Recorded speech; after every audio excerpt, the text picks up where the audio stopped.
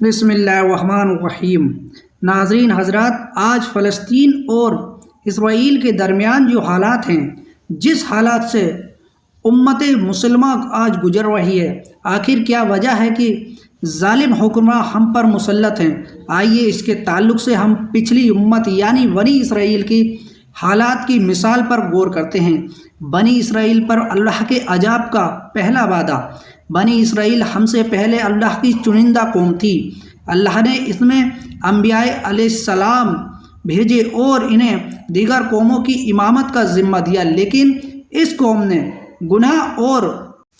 معصیت کی، رب کو ناراض کیا، شرک کیا، اللہ کے دین میں بدعتیں ایجاد کیے، اور سب سے بڑا جرم یہ کر بیٹھے کہ اللہ کے بھیجے انبیاء علیہ السلام کے قتل کو بھی اپنی زندگی کا شعار بنا بیٹھے۔ پھر اللہ کا عذاب ان پر یقینی ہوا،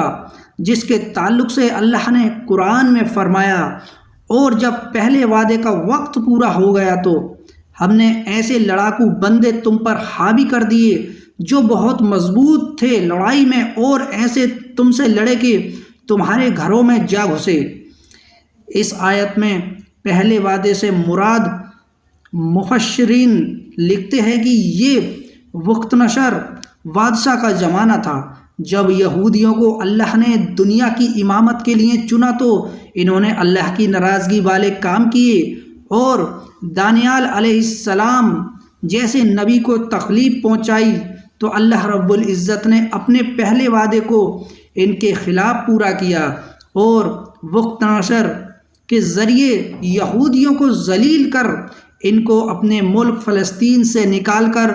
وہ اپنے ساتھ غلام بنا کر عراق لے گیا۔ دوسرا وعدہ، وقت نصر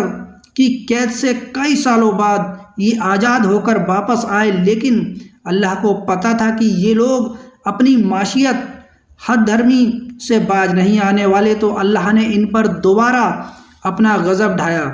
جس کے تعلق سے اللہ تعالیٰ نے قرآن میں آگے فرمایا، اور جب دوسرا وعدہ ہمارا پورا ہوا۔ دوسرے وعدے سے مراد جب یہودیوں کو اللہ نے وقت نشر کی قید سے آزادی دے دی، لیکن پھر بھی یہ اپنی معصیت سے تابع نہ ہوئے اور انہوں نے وہی سلوک کیا، یعنی اللہ کے ایک اور نبی عیسیٰ علیہ السلام کے قتل کا منصوبہ کیا۔ اللہ نے اس منصوبے میں ان کو ناکام کیا، عیسیٰ علیہ السلام کو دنیا سے اٹھا لیا، اور آپ کے جانے کے 70 سال بعد اللہ نے یونان کے بادشاہ ٹائٹس کے ہاتھوں بنی اسرائیل پر ایسا قہر ڈھایا کہ انہیں کم سے کم 1900 سال کے لیے فلسطین کی سرزمین سے نکال دیا۔ اللہ نے اس منصوبے میں ان کو ناکام کیا، عیسیٰ علیہ السلام کو دنیا سے اٹھا لیا، اور آپ کے جانے کے 70 سال بعد اللہ نے یونان کے بادشاہ ٹائٹس کے ہاتھوں بنی اسرائیل پر ایسا قہر ڈھایا کہ انہیں کم سے کم 1900 سال کے لیے فلسطین کی سرزمین سے نکال دیا۔ ٹائٹس نے بنی اسرائیل پر اس شدید طرح سے حملہ کیا کہ یہ قوم 1924 تک کہیں بس نہ سکی، پوری دنیا میں 1900 سال تک بھٹکتے رہے،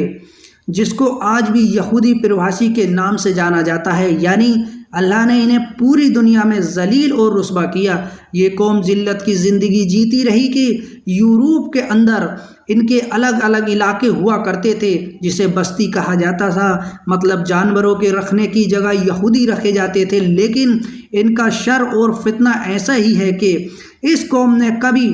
اللہ کی نافرمانی سے توبہ نہیں کی، تو اللہ نے ان کو قیامت تک ہمارے لیے عبرت بنا دیا، اور وعدہ کر کے قرآن میں فرمایا، اور وہ وقت یاد کرو جبکہ تمہارے رب نے اس چیز کو طے کر دیا بنی اسرائیل کے لیے کہ قیامت تک میں تم پر ظالم اور جابر حکمرانوں کو مسلط کرتا رہوں گا۔ اور اللہ کی اس مار اور پھٹکار کا نتیجہ ہم ہر صدی میں دیکھ ہی رہے ہیں کہ یہودیوں کو کیا ملا ہے۔ ہر صدی کے ذلیل اور رسوا ہوئے جانوروں کے ساتھ رکھے گئے۔ پچھلی صدی میں ہٹلر نے انہیں لاکھوں کی تعداد میں اذیت دے کر مارا، اور آج بھی جس طرح سے یہ لوگ انسانیت پر ظلم و ستم کر رہے ہیں، گویا کہ یہ لوگ تیزی سے پھڑک رہی ہے، اور انشاءاللہ یہ اپنے بجھنے کی اور ہمیں تائید کر رہی ہے۔ مسلمانوں کے لیے عبرت یاد رہے کہ کسی بھی ہلاکت یعنی نقصان ہمارے لیے خوشیوں کا سبب نہیں ہے، بلکہ ہمیں چاہیے کہ ان کی ہلاکت سے عبرت حاصل کریں۔ اگلا گرہ تو پچھلے کو چاہیے کہ وہ سمجھ جائے، ورنہ کہیں ایسا نہ ہو اگر ہم نے بھی اپنے گناہ و معصیت اور اپنے عمل کے اصلاح کی غور و فکر نہ کی تو اللہ رب العزت کے لیے کوئی وعید ناممکن نہیں کہ ویسے ہی فیصلے اللہ ہمارے حق میں کر دے۔ اللہ رحم کرے ہم پر۔ اور آج ہم جس حالات سے گزر رہے ہیں جس کا نتیجہ ہمارے برے اعمال ہیں، یاد رکھیے آج بھائی بھائی کو قتل کر رہا ہے، مسلمان ملک دوسرے مسلمان ملک کو قتل کر رہے ہیں، مسلمان آپس میں ایک دوسرے کو گروہ بندی اور فرقہ بندی کے نام پر قتل کر رہے ہیں، جماعتوں اور تنظیموں کے نام پر ایک دوسرے کو قتل کیا جا رہا ہے۔ اور اس سے زیادہ افسوس کے ساتھ ہم کیا کہیں کہ ایک جماعت بھی دو لوگ آپس میں تیسرے کے خلاف چالے چل رہے ہیں، اتنے ہم گر چکے ہیں۔ اللہ رحم کرے۔ اور پھر جب اللہ کا عذاب آتا ہے تو ہم پریشان ہوتے ہیں کہ قومیں کیوں ہم پر مسلط ہو رہی ہیں۔ یاد رہے آج ہماری شکست کی سب سے اہم وجہ اللہ کی نافرمانی ہے، اللہ کی نازل کردہ ہدایت اور رسول اللہ صلی اللہ تعالیٰ علیہ وسلم کی سنت کی مخالفت، یہی سب سے اہم وجہ ہے ہماری ذلت اور رسوائی کی۔ تو بہرحال اگر ہم چاہتے ہیں کہ اللہ ہم پر رحم کرے، اس کا کرم ہم پر ہو، تو ہمیں چاہیے کہ اللہ اور اس کے رسول صلی اللہ علیہ وسلم کی تعلیمات پر ہم جم جائیں اور اپنے دوست احباب اور دوسروں کو بھی اس کی دعوت دیں۔ انشاءاللہ العزیز اللہ تعالی ہمیں اپنے رحم و کرم کا شایع نصیب فرمائے، ہمیں تمام قسم کی گمراہیوں سے بچائے، کتاب و سنت پر عمل کی توفیق دے۔ جب تک ہمیں زندہ رکھے، اسلام اور ایمان پر زندہ رکھے، خاتمہ ہمارا ایمان پر ہو۔ وآخر دعوانا